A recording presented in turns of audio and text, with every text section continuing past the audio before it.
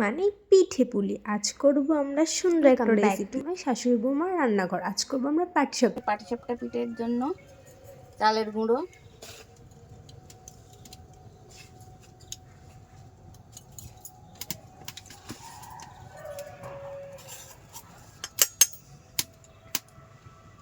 ময়দা,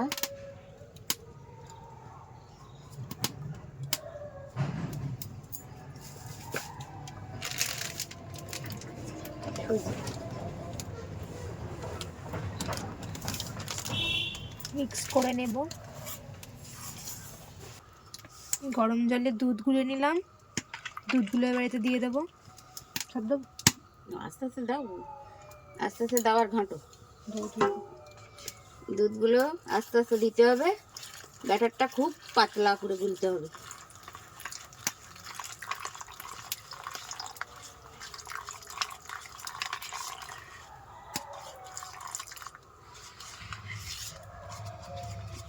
হয়ে গেল।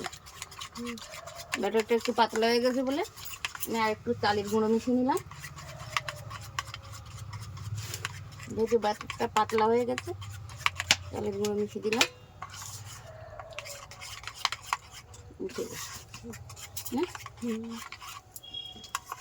দিলাম একটু লবণতে। পাটিসাপটার রেসিপিটি না খুবই সহজ। বাড়িতে একবার বানিয়ে দেখবেন, খুব সহজেই খুব তাড়াতাড়ি হয়ে যাবে। আর আমাদের চ্যানেল নতুন হয়ে থাকলে চ্যানেলটি প্লিজ সাবস্ক্রাইব করে দেবে।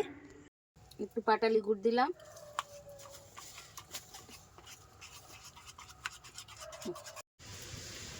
আমাদের পাটিসাপটা পিঠের জন্য প্রথমে চালের গুঁড়ো, একটু ময়দা, সুজি আর সামান্য লবণ, একটু পাটালি গুড় দিয়ে আমরা একটা আর আমুল দুধ গুলে দুধ দিয়ে এতে একটা সামান্য পাতলা, খুব পাতলা না খুব ঘন না, একটা ব্যাটার তৈরি করে নিলাম। কড়াইতে দিলাম সামান্য তেল, খুব সামান্য।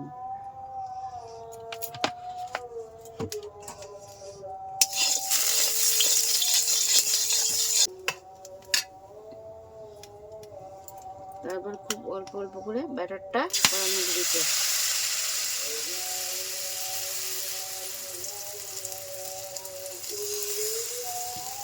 হবে তো চারটে। চারটে হয়ে আরো বেশি যাবে। ব্যাটারটা ঘুরিয়ে ঘুরিয়ে ঘুরিয়ে ঘুরিয়ে একটু বড় করে নিতে হবে।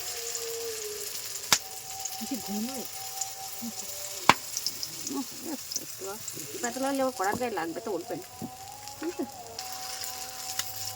পাতলা করে একটা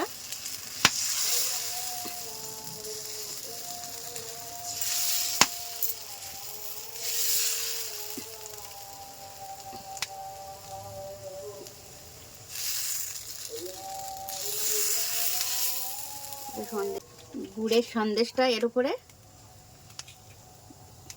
পাতলা করে দেওয়া রুটির উপরে গুড়ের সন্দেশটা দিয়ে দিলাম সুন্দর করে।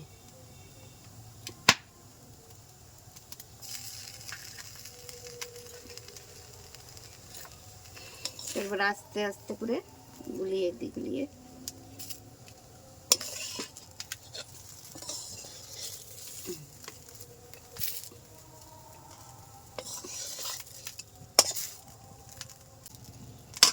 একটু জল দেবো।